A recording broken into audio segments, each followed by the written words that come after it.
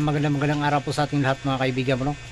Yan po guys, sa ngayon po guys is mukhang naayos na po yung server guys, hindi na po siya magulo. Ayan po, makikita na po yung Jipon po natin. Ayan po yung OLT po natin, galing po ng Bizol. Ang programang ito ay rated LPG. Labis na patnubay at gabay ng magulang ang kailangan. Maaaring makapaminsala pag napabayaan habang nagluluto ng sinigang, adobo, batchoy, okoy, ginataan. Ilayo sa mga bata na hindi mapaglaruan. So update ko lang po kayo guys, no, yung OLT po natin na galing po ng Bizol. And then yung hex po natin, by the way yung hex po natin guys, hindi muna natin ginagamit guys.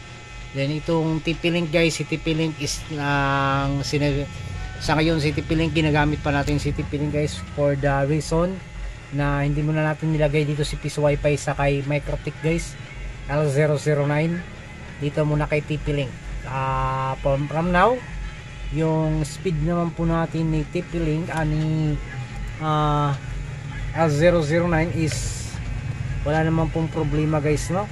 So yan po yung ano po natin, yung TP-Link po natin, naka dual one mode na po yan, pero sa ngayon Piso Wi-Fi at saka Piso Wi-Fi lang po siya. And then yung TP-Link po natin, nandyan po lahat, naka PPPoE, naka dual one po siya guys. And then dalawang PPoE guys, patungo kay OLT at saka PPoE patungo kay Mediacom. Yan po si Mediacom guys, no? Sa ngayon may Mediacom pa rin kayo guys, hindi pa natin actually winala lahat, may Mediacom pa po tayo for the reason na yung migration po natin guys is hindi pa matuloy-tuloy kasi po yun po, wala pala internet. Wait lang.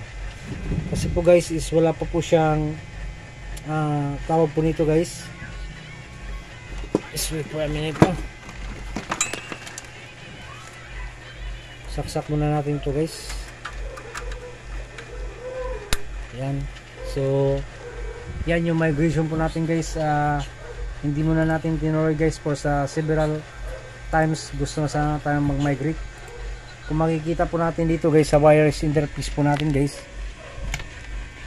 yang isa ilan yan, 1, 2, 3, 4, 5, 6, 7, 8, 9, 10,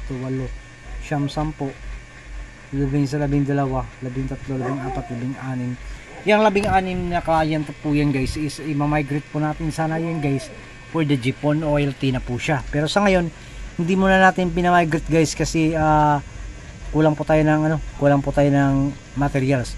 So sa ngayon guys, bali nakahiwala yung PPoE po natin galing po ng Mediacom at saka nakahiwalay po yung galing po ng OLT po natin. Yan po yung OLT po natin guys, no? From now, titingnan po natin yung ano po niya, active connection nasa 48. Pero imagine guys yung ano po natin, yung CPU usage po natin guys is almost okay naman po siya guys. Sa ngayon po guys is nasa wait lang po.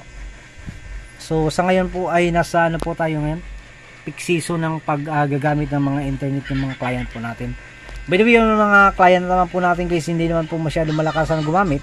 So from now, okay naman po yung ano po niya, speed po niya. So yun yung ano po natin, yung again yung CPU usage po natin guys is nasa 30 lang po. 30 plus, almost 15 days na po tong, almost a month or 15 days or a month. Almost a month na po itong tumatakbo yung ano po natin guys, na yung Microtik L009. Yan po guys, no? Sa again, sino pong gusto magpa-config, libre lang po yan guys, no? Wala po yung bayad. So sino pong gusto magpa-config, yan po, naka dual one setup po yan. Then yan po, medyo maayos-ayos na po yung server po natin. Parang makikita na po natin yung ano natin, yung server po natin. Hindi katulad nung una, yung server po natin parang gulo. So sa ngayon, yan lang muna guys. Sa sunod na update guys, mga actual splicing po tayo, then actual napping po ng isang nap.